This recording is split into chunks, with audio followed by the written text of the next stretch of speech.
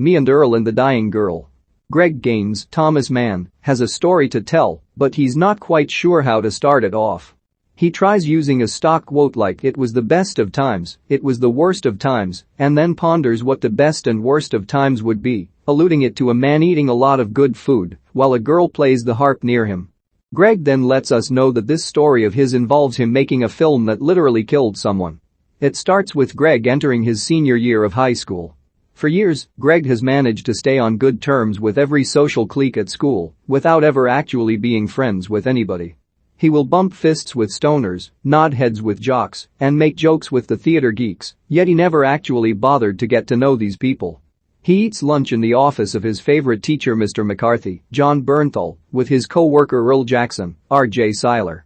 Earl is the closest thing Greg has had to a friend since he was a kid, but he refers to him as a co-worker since they get together and make intentionally bad remakes of their favorite movies, A Sockwork Orange and 2:48 p.m. Cowboy. When Greg gets home, his parents, Nick Offerman and Connie Britton, inform Greg of some bad news. His old childhood friend Rachel Kushner, Olivia Cooke, has been diagnosed with leukemia. Greg feels awful since he passed Rachel at school after hearing her friends ask her about a test she took, to which he replied with a joke, unaware of what kind of test she was talking about. Mrs. Gaines makes Greg call Rachel to hang out with her. He does, but Rachel isn't in the mood to hang out. His mom then forces Greg to go to Rachel's house and personally hang out with her anyway. Greg goes to Rachel's home where her mother Denise, Molly Shannon, is coping with her daughter's illness with wine. Reluctantly, Rachel agrees to hang out with Greg in her room. They have a conversation about the different types of pillows she has in her room, making jokes about masturbating into them and such. At another point, he does a thing where he tries to get Rachel to pretend she's dying after hearing things that annoy her, like someone telling her that the cancer is part of God's plan. This causes Greg to imagine Hugh Jackman's voice from an X-Men poster in Rachel's room, chastising him for doing this. Greg realizes his error, but Rachel finds him endearing. Greg then narrates how if this were a romantic story, he and Rachel would lock eyes and start making out. But this is not a romantic story. Over the next few weeks, Greg spends more and more time with Rachel, even introducing her to Earl. Earl hits it off with Rachel better than Greg, even telling her that he does consider himself and Greg to be friends, but he refuses to use the word because he's awkward and doesn't want to build relationships. At school, Rachel invites Greg to sit with her and her friends Anna, Natalie Marcelletta, and Naomi, Chelsea Zhang. Also joining them is Greg's crush, Madison, Katherine C. Hughes, whom Greg refers to as a moose that stomps on unsuspecting chipmunks, like himself, so we always see a stop-motion moose stomping on a chipmunk whenever she appears. Rachel notes a pillow that Madison has, asking Greg his thoughts on it. He makes a weird masturbation joke to the disgust of the other girls. Trying to save himself, he makes a comment on the school's weird goth kid Scott Mayhew, Matt Bennett, which Scott hears. Greg flees the cafeteria and goes to Mr. McCarthy's office to find Earl already having lunch there. Earl asks Mr. McCarthy if he can have some of the soup that he brings, but McCarthy can't share his food with students. When he leaves the office, Greg and Earl have some soup, along with some cookies Earl got from the school's resident drug dealer wannabe rapper Phil, Masam Holden.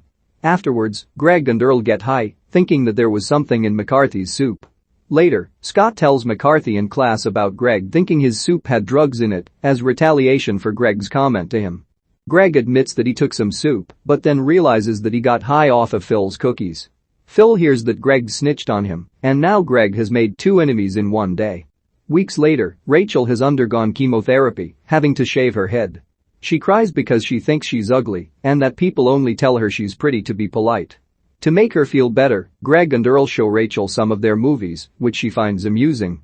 When they're shooting a new one near Earl's home, Madison finds Greg and suggests that he and Earl make a film just for Rachel. The guys go ahead and start by interviewing Denise, who shares wine with them. They interview other students while Greg gathers stop-motion clips. Greg finds Rachel in the library watching one of his movies. She tells him he ought to go ahead and apply for college. He reluctantly goes ahead and applies to Pittsburgh State, which he is later accepted to. As he hangs around Rachel, Greg assures us, more than once, that Rachel survives the end of the story.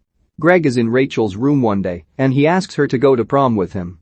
She declines and adds that she's quitting chemo because it's only making her feel worse. She starts to joke that he can go ahead and take one of her pillows, but it only upsets Greg that she's trying to give up. Rachel hits back that he is only hanging out with her and doing things for her out of obligation. His mom told him to hang out with her, she and Earl told him to go to college, and Madison told him to make the movie, and not because he actually cares about her.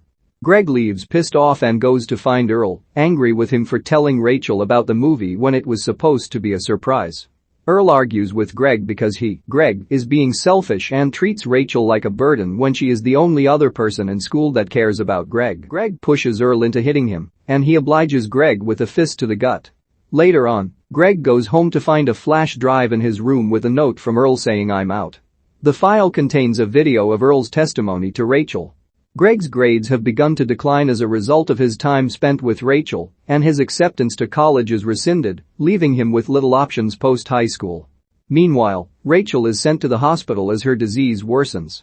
On the day of prom, Madison tries to talk to Greg, but he coldly rejects her for always putting her hand on his arm affectionately. He gets up to leave when he's confronted by Phil, still mad at him for ratting him out. He and Greg start fighting awkwardly until Earl intervenes and punches Phil repeatedly. The teachers break it up and kick Phil out. Madison then invites Greg to go to prom with her. He accepts. That night, Greg gets his tuxedo and rides a limo, not to Madison's house, but to the hospital to visit Rachel. He brings her his finished copy of the movie and plays it using his iPhone and a small projector. It features clips of Greg, Earl, Denise, and Rachel, along with the stop-motion elements that Greg added. Rachel is moved to tears, but then she starts choking. Greg calls in Denise and a nurse as Rachel starts to go still with her eyes wide open. Greg leaves the room and then tells us that Rachel slipped into a coma and died 10 hours later. He apologizes for saying that she survived because he thought she would. Greg attends Rachel's Shiva, along with his mother and Madison. He finds Earl and reconciles with him. Denise gives Greg the college study book that he shared with Rachel. And it is a note from her that she wrote to him before her death, saying that she wrote to the college to explain that his failing grades were a result of the time spent with her. She also leaves one last joke for him to take one of her pillows, but not for masturbating. He then sees two arrows pointing to the middle of the book, where he finds the middle pages cut out to form a little model of Greg, Rachel, and Earl from a time they went to get ice cream. He then sees other drawings and carvings in her room. As Greg leaves, we hear Rachel's voice reading the letter she wrote to the college, telling them to give Greg another chance and that nobody ever made her smile more than he could. In the end, Greg finishes his story, which was based on his friendship with Rachel. He puts it in an envelope to the college, along with a copy of the movie. He leaves it with a note to warn the admissions directors that the last person to watch the movie slipped into a coma and died.